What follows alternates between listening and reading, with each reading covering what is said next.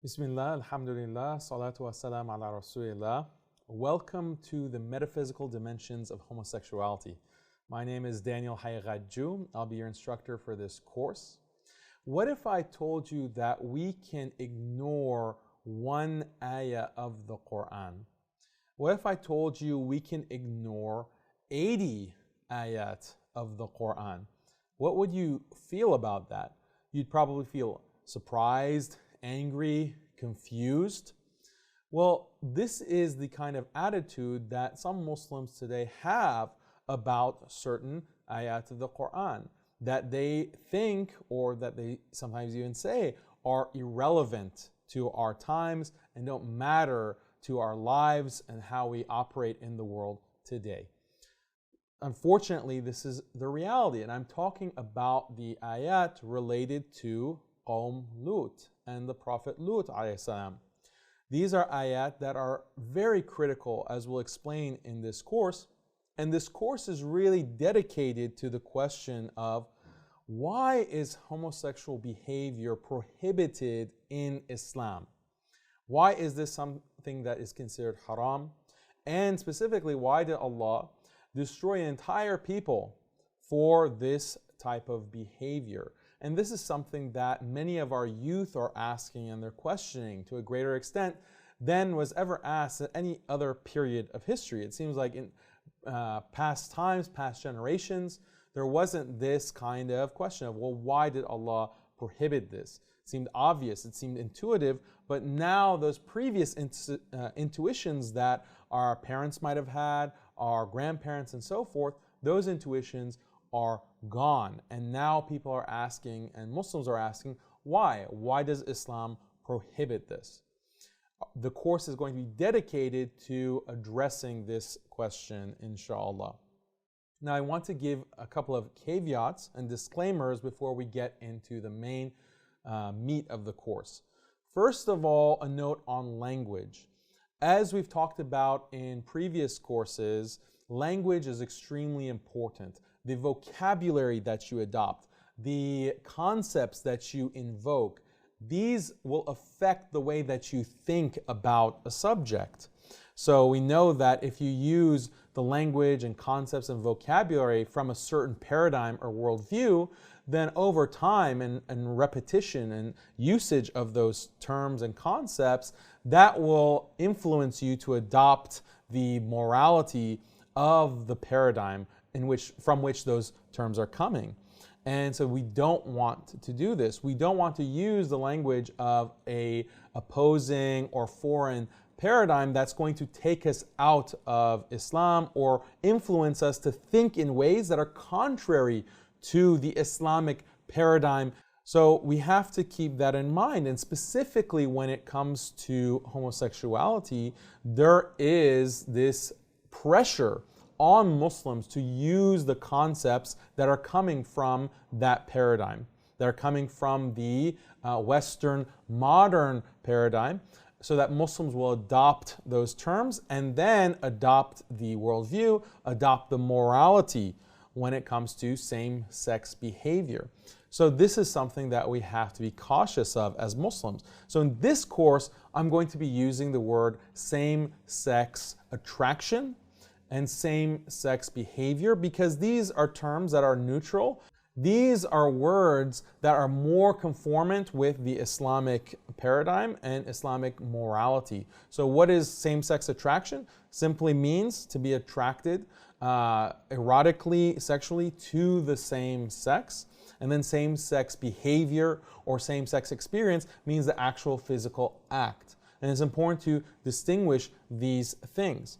Sometimes it's not helpful to use the word homosexual or gay or lesbian and these kinds of terms, because they imply that a person is defined and their identity is defined by their action and their behavior, which is not really the case. If a person, Islamically, they have a same-sex attraction, they find, men, he's a man and he finds other men attractive. Do we say that this person is a homosexual as far as Islam is concerned?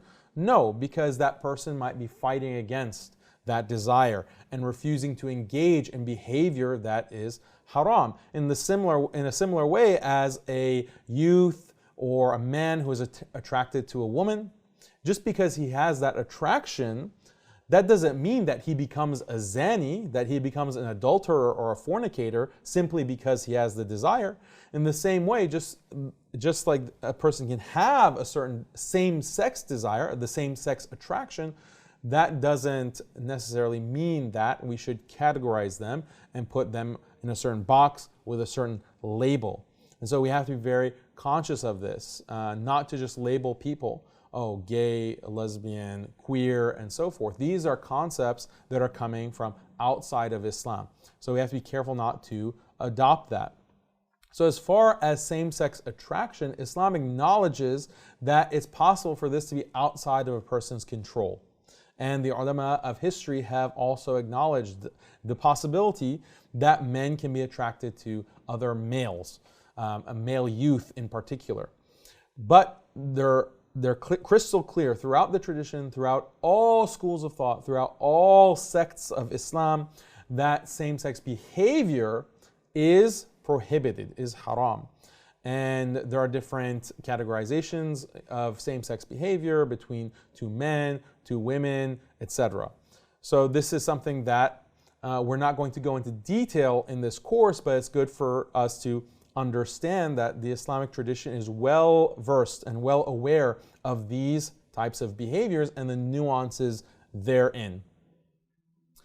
So same-sex attraction we covered, same-sex behavior. If someone commits same-sex behavior, this is fahisha, al-fahisha. This is something that is an enormity within Islam at the same level or even worse than zina, adultery or fornication. Now on the question of where the same-sex attraction comes from, within Western discourse, there's the question of nature versus nurture.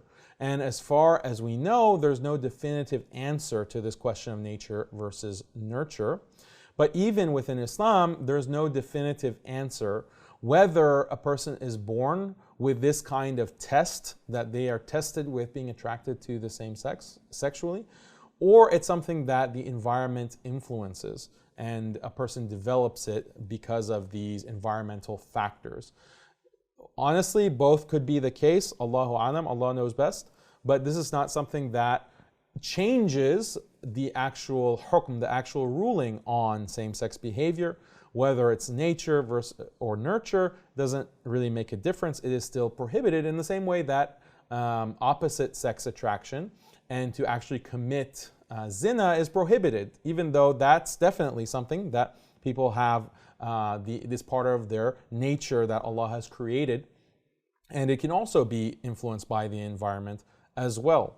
So Islam is crystal clear on the permissibility or the lack thereof of these kinds of behaviors. The other caveat that I want to make is that as Muslims, we have to care about others who are suffering with this kind of test of same-sex attraction.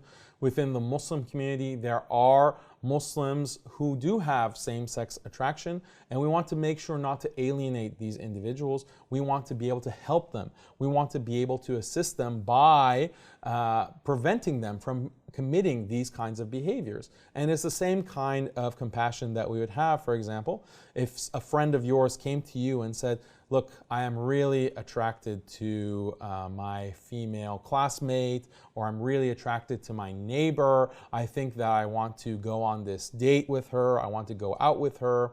What do you think about that? As a good Muslim friend, you're going to advise him not to do that. You're going to try to discourage him. You're going to maybe even try to keep him away as much as possible so that he doesn't fall into temptation.